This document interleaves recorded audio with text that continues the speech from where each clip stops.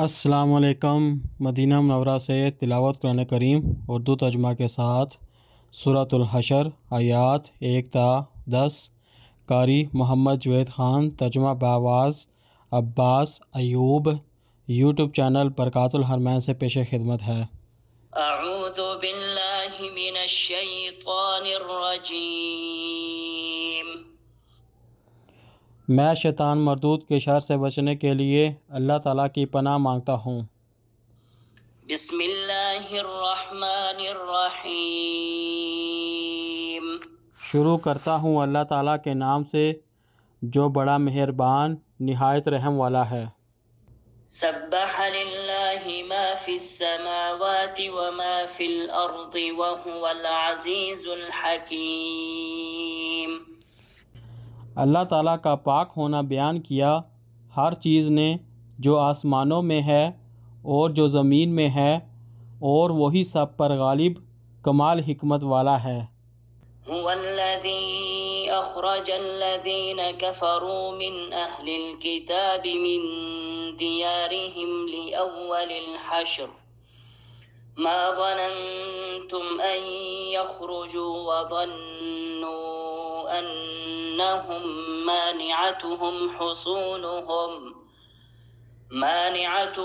حصونهم من الله فأتاهم الله من حيث لم يحتسبوا وقذف في قلوبهم الرعب يخربون بيوتهم بأيديهم وأيدي المؤمنين فاعتبروا يا أولي الأبصار۔ وہی ہے جس نے اہل کتاب کے کافروں کو پہلے اکٹھ میں ان کے گھروں سے نکال دیا۔ تم نے یہ گمان نہیں کیا تھا کہ وہ نکل جائیں گے، اور انہوں نے بھی یہ سمجھا تھا کہ ان کے کلہے یقیناً انہیں اللہ تعالیٰ سے بچانے والے ہیں، تو اللہ تعالیٰ ان کے پاس آیا جہاں سے انہوں نے خیال بھی نہیں کیا تھا، اور اس نے ان کے دلوں پر رعب ڈال دیا۔ وہ اپنے ہاتھوں سے اور مومنوں کے ہاتھوں سے بھی اپنے گھروں کو برباد کر رہے تھے، چنانچہ آنکھوں والوں عبرت حاصل کرو۔ ولولا ان كتب الله عليهم الجلاء لعذبهم في الدنيا ولهم في الآخرة عذاب النار۔ اور اگر اللہ تعالیٰ نے ان پر جلا وطنی نہ لکھ دی ہوتی تو وہ دنیا ہی میں انہیں لازماً عذاب دیتا، اور آخرت میں ان کے لیے آگ کا عذاب ہے۔ ذلك بأنهم شاقوا الله ورسوله ومن يشاق الله فإن الله شديد العقاب۔ اس کی وجہ یہ ہے کہ بلا شبہ انہوں نے اللہ تعالیٰ اور اس کے رسول کی مخالفت کی، اور جو بھی اللہ تعالیٰ کی مخالفت کرتا ہے تو اللہ تعالیٰ یقیناً اسے سخت سزا دینے والا ہے۔ ما قطعتم من لینة او ترکتموها قائمة على اصولها فبإذن اللہ وليخزي الفاسقین۔ کھجور کا جو درخت تم نے کاٹا یا اسے اپنی جوڑوں پر کھڑا رہنے دیا، اللہ تعالیٰ کی اجازت ہی سے تھا، اور تاکہ وہ نافرمانوں کو رسوا کر دے۔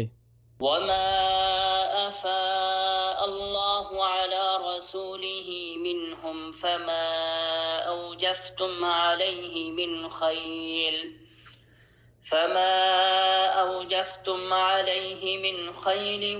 ولا رکاب ولكن اللہ يسلط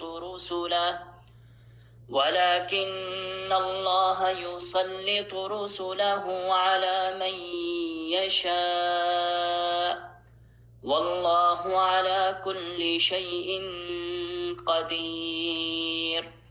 اور اللہ تعالیٰ نے ان کے مال میں سے جو اپنے رسول کی طرف لوٹا دیا ہے، تم نے اس پر نہ گھوڑے دوڑائے اور نہ اونٹ، لیکن اللہ تعالیٰ اپنے رسولوں کو جس پر چاہتا ہے غالب کر دیتا ہے، اور اللہ تعالیٰ ہر چیز پر پوری قدرت رکھنے والا ہے۔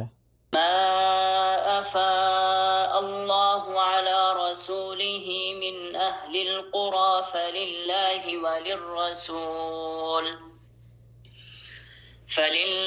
وللرسول ولذي القربى واليتامى والمساكين وابن السبيل كي لا يكون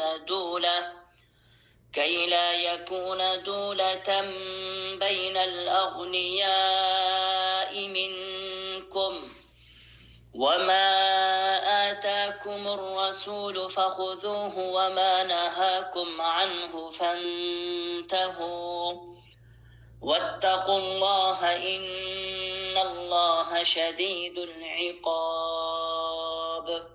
جو بھی اللہ تعالیٰ نے اپنے رسول کی طرف ان بستیوں والوں کے مال سے لوٹا دیا ہے تو وہ اللہ تعالیٰ کے لیے ہیں اور رسول کے لیے ہیں اور رشتہ داروں اور یتیموں اور مسکینوں اور مسافروں کے لیے ہے، تاکہ تم میں سے مالداروں ہی کے درمیان وہ گردش کرنے والا نہ رہے، اور جو کچھ رسول تمہیں دے تو وہ لے لو، اور جس چیز سے تمہیں روک دے تم اس سے رک جاؤ، اور اللہ تعالیٰ سے ڈرو، اللہ تعالیٰ یقیناً سخت سزا دینے والا ہے۔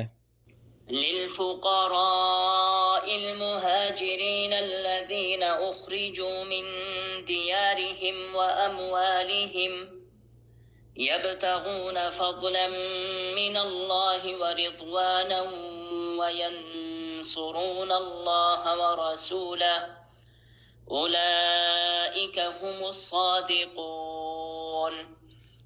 یہ مال ان ہجرت کرنے والے محتاجوں کے لیے ہے جنہیں اپنے گھروں اور اپنے مالوں سے نکال دیا گیا، وہ لوگ اللہ تعالیٰ کا فضل اور رضا چاہتے ہیں اور اللہ تعالیٰ اور اس کے رسول کی مدد کرتے ہیں، یہی سچے لوگ ہیں۔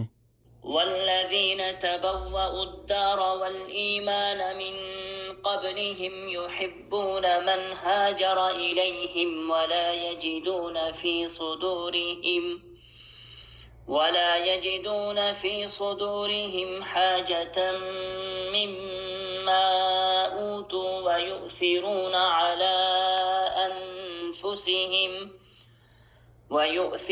على أنفسهم ولو كان بهم خصاصة ومن يوق شح نفسه فأولئك هم المفلحون۔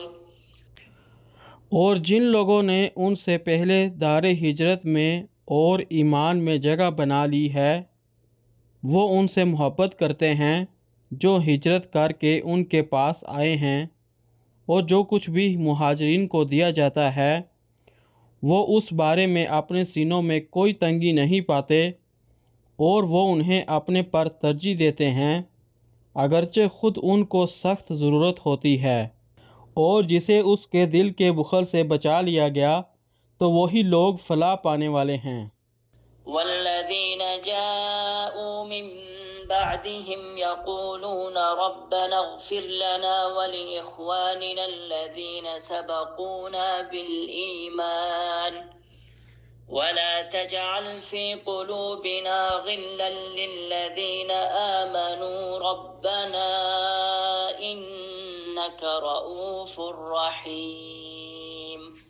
اور جو لوگ ان کے بعد آئے وہ کہتے ہیں اے ہمارے رب، ہمیں اور ہمارے ان بھائیوں کو بھی بخش دے جو ایمان میں ہم سے سبقت لے گئے ہیں، اور ہمارے دلوں میں ایمان والوں کے لیے کوئی بغض نہ رکھنا، اے ہمارے رب، یقیناً تو بے حد شفقت کرنے والا نہایت رحم والا ہے۔ صدق اللہ العظیم۔ اللہ بلند و برتر نے سچ فرمایا۔